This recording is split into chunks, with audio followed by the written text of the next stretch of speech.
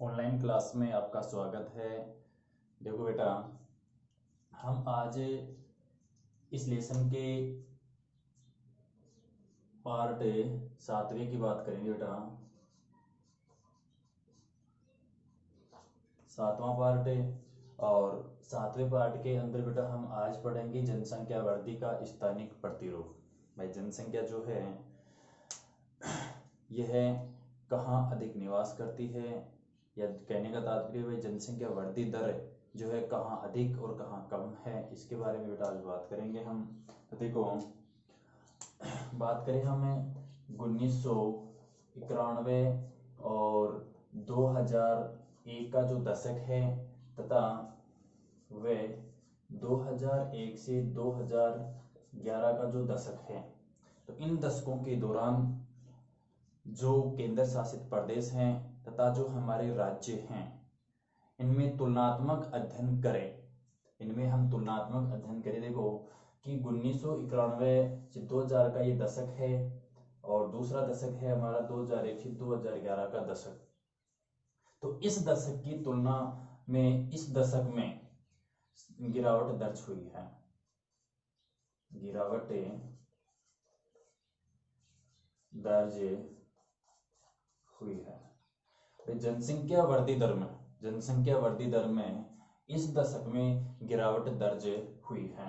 भाई जनसंख्या वृद्धि दर में गिरावट दर्ज हुई है। तो देखो, हमें 1991 से 2001 और 2001 से 2011 के दशकों की अगर तुलनात्मक अध्ययन करें हम, तो इनमें जो सभी राज्य और केंद्र शासित प्रदेश हैं, इनमें जनसंख्या वृद्धि दर जो है वह है इस दशक में, जो 2001 से 2011 का जो दशक है, इसमें गिरावट दर्ज हुई है। तो इसमें देखो बेटा, हम बात करें कि हमारे जो सर्वाधिक जनसंख्या रखने वाले जो राज्य थे, इनके अंदर भी जो है वह है गिरावट दर्ज हुई है या गिरावट देखने को मिलती है जनसंख्या वृद्धि दर में। तो देखो, जैसे हमारा उत्तर प्रदेश था, उत्तरी प्रदेश, दूसरा जो था हमारा महाराष्ट्र, तीसरा बिहार, चौथा पश्चिमी बंगाल, पांचवा जो है ये हमारा आंध्र प्रदेश, व छठवा है हमारा मध्य प्रदेश। देखो, सर्वाधिक जनसंख्या रखने वाले जो ये राज्य हैं, इन राज्यों में भी इस दशक में, इन राज्यों में भी जो ये दशक है 2001 से 2011, इसमें भी गिरावट दर्ज हुई है इन राज्यों में सभी में। जो ये महाराष्ट्र है, इसमें सर्वाधिक गिरावट दर्ज हुई है और ये 6.74 अंक की गिरावट हुई है। कितने की गिरावट हुई है बेटा? 6.74 या बोले 6.74 अंक की गिरावट हुई है। और सबसे कम जो गिरावट हुई है यह हुई है हमारे आंध्र प्रदेश में, और आंध्र प्रदेश के अंदर जो गिरावट हुई है वह है 3.49 की गिरावट दर्ज हुई है। देखो बेटा, आगे बात करें हमें कि जो ये 2001 से 2011 का जो दशक है, इस दशक के अंदर हमें गिरावट देखने को मिली है जनसंख्या वृद्धि दर में। तो देखो, 2011 से 2001 से 2011 का जो दशक है, इसमें हमें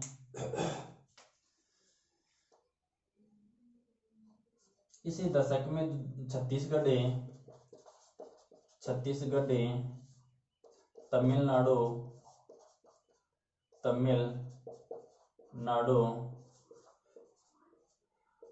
पुडुचेरी और पुडुचेरी के अपवाद सहित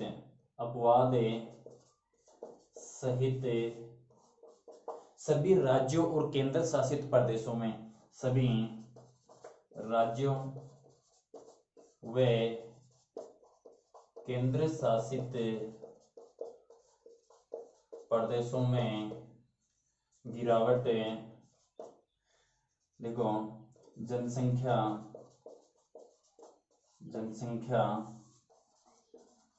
वृद्धि दर में गिरावटें दर्ज हुई है। तो देखो हम बात करें 2001 से 2011 का जो दशक है, इसमें छत्तीसगढ़, तमिलनाडु और पुडुचेरी के अपवाद सहित सभी राज्यों और केंद्र शासित प्रदेशों में जनसंख्या वृद्धि दर में गिरावटें दर्ज हुई हैं। देखो बेटा, साथ ही हम ये भी बात कर लेते हैं कि जो सर्वाधिक गिरावट वाले राज्य कौन से हैं। तो देखो सर्वाधिक गिरावट वाले जो राज्य हैं, इसमें हम बात करें तो जैसे नागालैंड है हमारा, नागालैंड। दूसरा जो है हमारा बेटा सिक्किम। तीसरा चंडीगढ़ और चौथा है हमारा अंडमान निकोबार द्वीप समूह है। अंडमान निकोबार द्वीप समूह है। देखो बेटा, इसकी अगर बात करें कि यह जो है -65% की जो गिरावट हुई है, इसमें जो है बेटा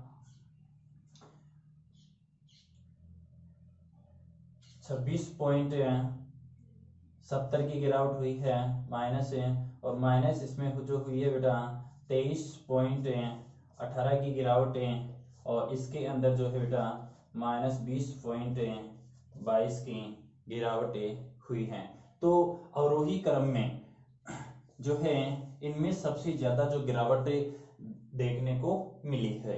तो सर्वाधिक गिरावट वाले जो राज्य हैं या जनसंख्या वृद्धि दर सबसे ज्यादा जो गिरावट हुई है वो है नागालैंड में -65, 2 नंबर पे है हमारा सिक्किम, 3 नंबर पे चंडीगढ़ और 4 नंबर पे है हमारा अंडमान निकोबार द्वीप समूह है। इसके आगे बेटा हम बात करें कि जनसंख्या वृद्धि दर जो है यह किन किन राज्यों में, या यूं कहें कि कौन से जो राज्य हैं हमारे, उन राज्यों में सर्वाधिक वृद्धि दर वाले रहे हैं वो राज्य, और कौन सी कम वृद्धि वाले। या इसमें देखो बात करें हमें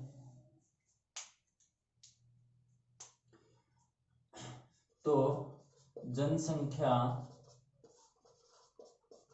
वृद्धि दर भाई 2001 से 2011 का जो दशक है, इस दशक में जनसंख्या वृद्धि दर को 3 आधार पर हम विभाजित करके इसको पढ़ते हैं, विभाजित कर सकते हैं। देखो बेटा, कौन कौन से 3 आधार हैं और इनको हम किस आधार पर पढ़ेंगे। देखो सबसे पहला है हमारा तीव्र जनवृद्धि वाले क्षेत्र। इसमें है जो तीव्र जनवृद्धि वाले क्षेत्र सम्मिलित होंगे। दूसरा जो है हमारा इसमें मध्यम जनवृद्धि वाले क्षेत्र, और तीसरा जो है हमारा इसमें निम्न जनवृद्धि वाले क्षेत्र सम्मिलित होंगे। इसमें देखो इसमें वे क्षेत्र सम्मिलित होंगे जिनकी जनसंख्या वृद्धि दरें जो है 30% से अधिक है। 30% से अधिक जनसंख्या या जनवृद्धि वाले जो ये क्षेत्र इसमें सम्मिलित होंगे। इसमें देखो 20 से जो दशकीय वृद्धि दर रहेगी यह है 20 से 30% के मध्य वाले जो क्षेत्र हैं वह मध्यम जनवृद्धि वाले क्षेत्रों में सम्मिलित होंगे, और जो निम्न जनवर्ती वाले जो क्षेत्र हैं बेटा, इसके अंदर 20% से कम वाले क्षेत्र भाई, जो दशकीय जनसंख्या वृद्धि दर जो रहेगी वो इसमें 20 से कम रहेगी, और इसमें जो मध्यम वाले हैं इसमें 20 से 30 के मध्य में रहेगी, और इसमें जो है 30 से अधिक होगी। तो इसमें देखो बेटा, एक तो दादर नगर हवेली दमन दीव, ये इसमें जो केंद्र शासित प्रदेश हैं ये इसमें सम्मिलित होंगे। और इसके बाद में देखो बेटा, जो है इसके अंदर बात करें हम मध्यम जनवर्ती वाले क्षेत्रों की, तो मध्यम जनवर्ती वाले जो क्षेत्र हैं, इस मध्यम जनवर्ती वाले क्षेत्रों के अंदर जो है हमारा राजस्थान जो है, राजस्थान है, मध्य प्रदेश, उत्तर प्रदेश, उत्तर प्रदेश, दिल्ली, बिहार,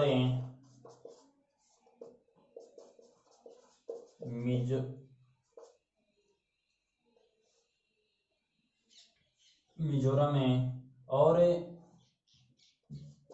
मेघालय आदि शामिल होते हैं। देखो बेटा, आदि इसमें सम्मिलित होते हैं। इसकी अगर बात करें हम निम्न जनवर्ती वाले क्षेत्र कि इसके अंदर देखो, जैसे हमारा पंजाब, हरियाणा, गुजरात,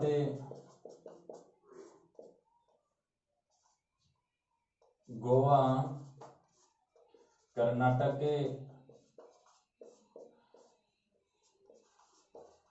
तमिलनाडु, केरल, आंध्र प्रदेश,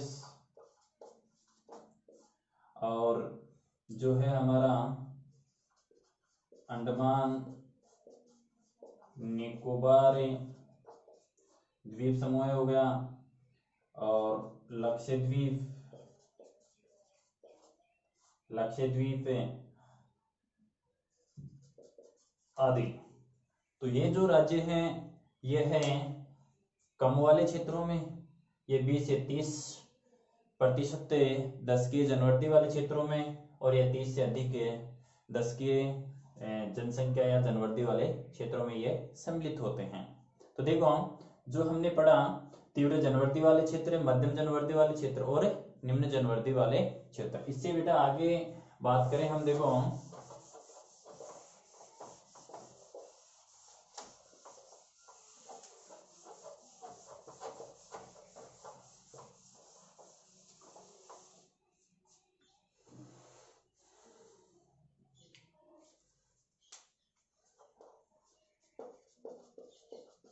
जनसंख्या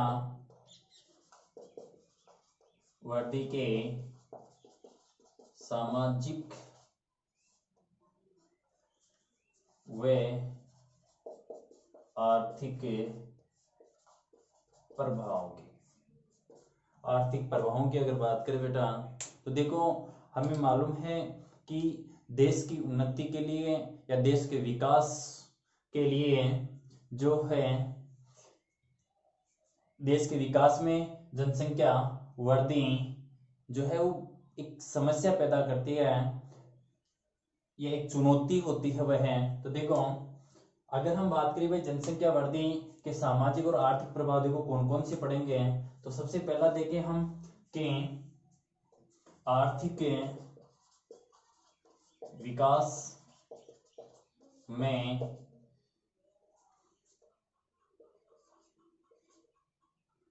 रुकावटें, आर्थिक विकास में रुकावट, देश के आर्थिक विकास में रुकावटें होती है, क्योंकि अगर जनसंख्या वृद्धि होगी तो ऐसा देश अपने जनसंख्या के लिए या अपने निवासियों के लिए वह मूलभूत आवश्यकताओं की पूर्ति करेगा, और देश के लिए जो बनाई गई योजनाएं हैं वे उनको लागू नहीं कर सकेगा। दूसरी बात करें बेटा, जनसंख्या बढ़ेगी तो पर्यावरण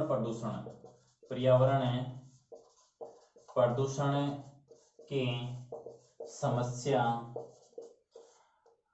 आएगी। देखो, जनसंख्या बढ़ेगी तो पर्यावरण संबंधी अनेक प्रकार की समस्याएं उत्पन्न हो जाएंगी। आगे बात करें तो देखो, जनसंख्या बढ़ेगी तो उसके लिए हमें आवास की आवश्यकता होगी। तो आवास संबंधी समस्या, आवास से संबंधी समस्या, आवास संबंधी समस्या आएगी। भाई, अपने लोगों को बसाने के लिए आवासों की आवश्यकता होगी। और जो आवास बनाए जाएंगे वह अनियमित रूप से, अव्यवस्थित तरीके से जो है कृषि भूमि के ऊपर आवास बनाए जाएंगे।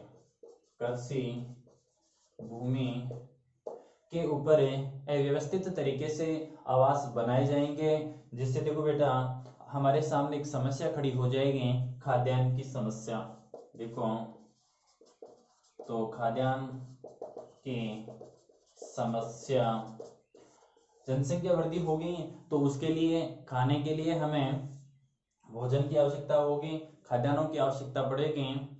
और इसके लिए जो है कृषि भूमि अधिक की आवश्यकता होगी। तो अधिक होगी तो जो वन क्षेत्र हैं उन वन क्षेत्रों की क्या की जाएगी बेटा, कटाई।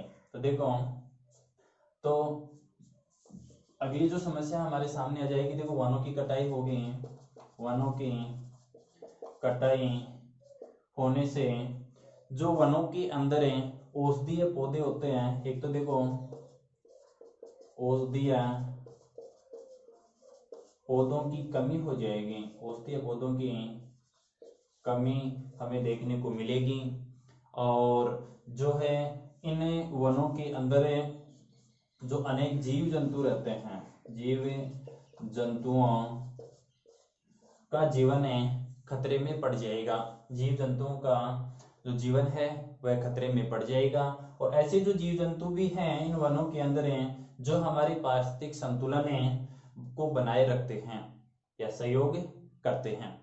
तो ऐसे के अंदर देखो बेटा हमारे सामने अगली समस्या उत्पन्न हो जाएगी कि पारिस्थितिक असंतुलन हो जाएगा।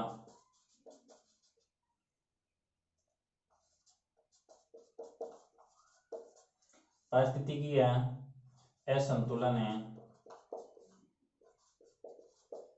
असंतुलन की समस्या उत्पन्न हो जाएगी बेटा।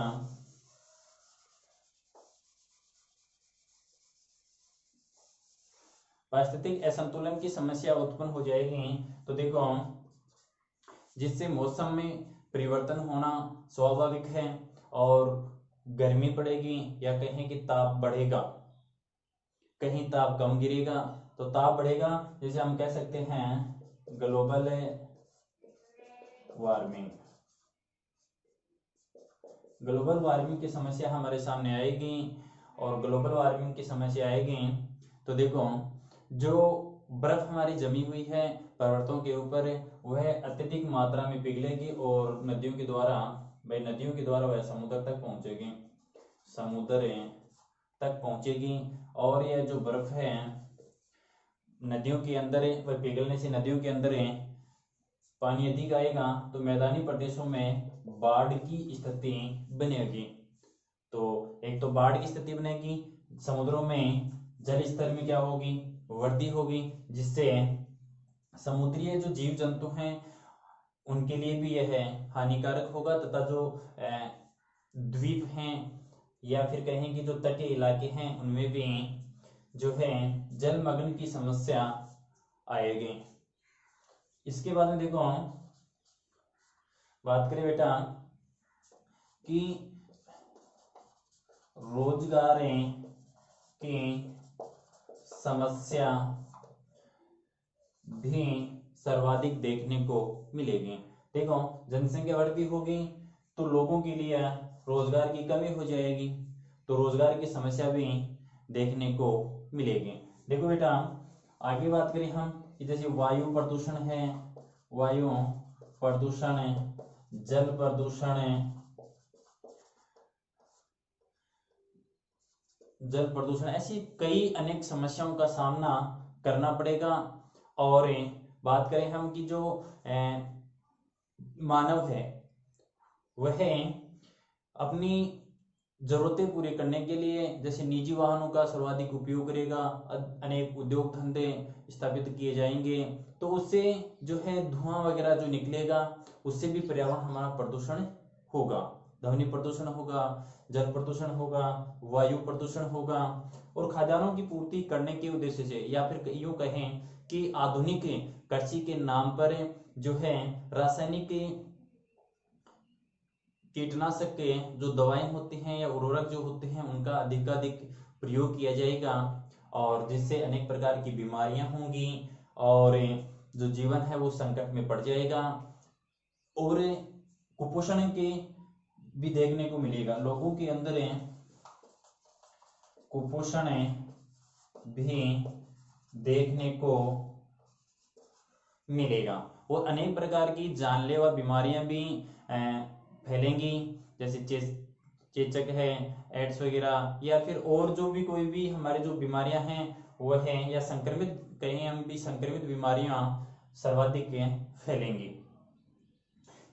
तो आज जो हमने बात की बेटा इन सभी के बारे में कि जो जनसंख्या बढ़ती है इसके सामाजिक और आर्थिक प्रभाव क्या पड़ते हैं, और अगले वीडियो में यह लेसन हमारा कंप्लीट हो जाएगा।